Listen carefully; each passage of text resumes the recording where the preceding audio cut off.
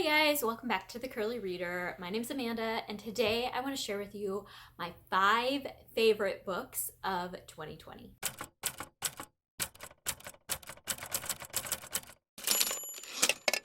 All right, so this is going to be the first of a series of videos that I'm going to be putting out that is going to include some of my favorite books from 2020. In this video, I am just covering kind of my overarching 5 favorite books. And then in the coming days, I will also be sharing my 5 favorite middle grade books, my 5 favorite audiobooks, and my 5 favorite graphic novels. So keep your eye out for that.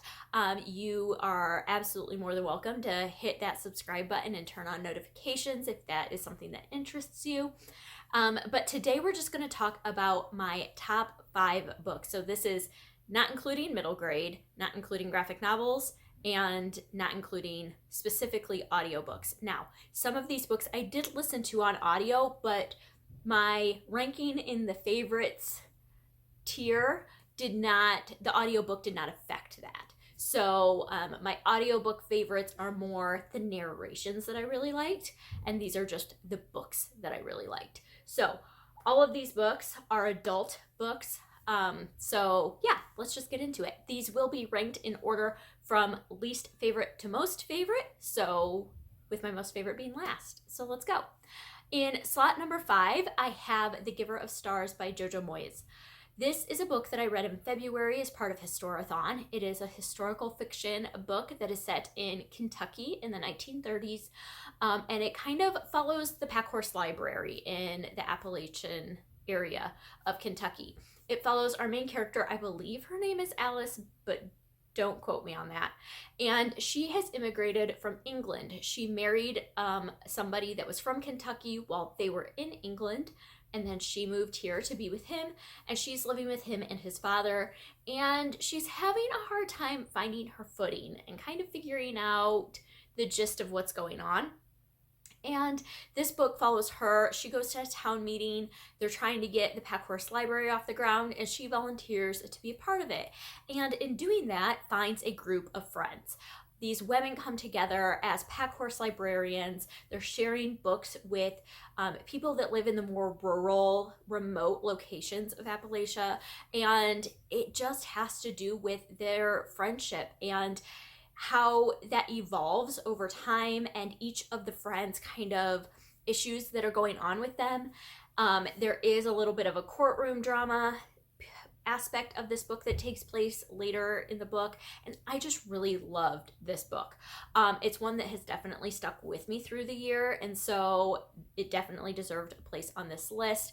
I still stand by the fact that if you have read Where the Crawdads Sing and you really liked it, you're gonna like The Giver of Stars. And so definitely read it. Vice versa as well. If you like Giver of Stars, you're probably going to like Where the Crawdads Sing if you haven't read it yet. I read both this year, and I preferred The Giver of Stars, but that's just me. So anyway, I love this book. I thought the writing was beautiful. I thought the storyline was beautiful, and it was just, one of my favorites. So that was number 5. Number 4 is Beach Read by Emily Henry. This is a romance book, you guys, a contemporary romance on my top 5. Who am I? But this book was so good. I listened to this book on audio, and I listened to it during like a road trip, and I was just completely captivated by January and August's story. I don't know if it's August or Augustus, now that I'm saying that. It's one or the other, the male lead. But it follows primarily January. She has gone to this lake house for the summer to kind of reflect on life a little bit. She's a writer. She writes women's fiction. And she's going there. She's kind of hit a little bit of a writing slump. She can't really figure out how to get past it. And so she goes to this lake house hoping to bring some closure to some things that have happened to her recently and to get over this and kind of brainstorm writing. And she finds out that in the lake house next to hers is her college rival, who is also a writer and writes literary fiction, very serious literary fiction. And he's also hit a writing slump. And so they kind of get to talking. They decide that they are going to swap genres, and they challenge each other to write the opposite thing. And so in doing that, they also agreed that they will show each other their writing process. They will take each other along on like field trips per se, on in getting things done. So like he will take her on research trips and she will take him to like these kind of romantic, cheesy little fun things that she does to kind of get herself in the mood for writing.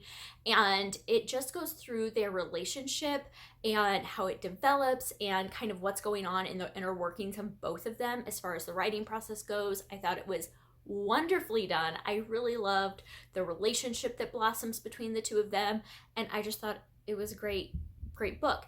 The title and the cover both have nothing to do with the book at all, so don't let that mislead you.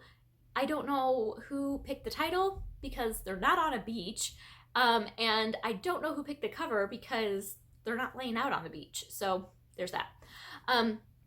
But anyway, that was number 4. All right, in the number 3 spot is Just Mercy by Bryan Stevenson. This is a nonfiction book that I read early in the year, and it is the basis for the movie of the same name. It follows Bryan Stevenson's journey with the equal justice movement that he started in, I think it's Mississippi, that he kind of got it going in. But he's a lawyer, and he helps people who have been wrongfully convicted, primarily people of color that are on death row, that have been wrongfully convicted or have been convicted with extreme sentences. So it talks a lot about minors and juveniles and their sentencings. It talks about the difference between white versus people of color and how they are treated differently within the justice system. It talks about how unjust the United States justice system is, and it is beautifully done, wonderfully done. I loved it so much. I read this before 2020, June, and I definitely want to reread it because I think I would get even more out of it now, after the events of this year have kind of transpired. So if you have not read this, I highly suggest that you do so, because it was super, super well done.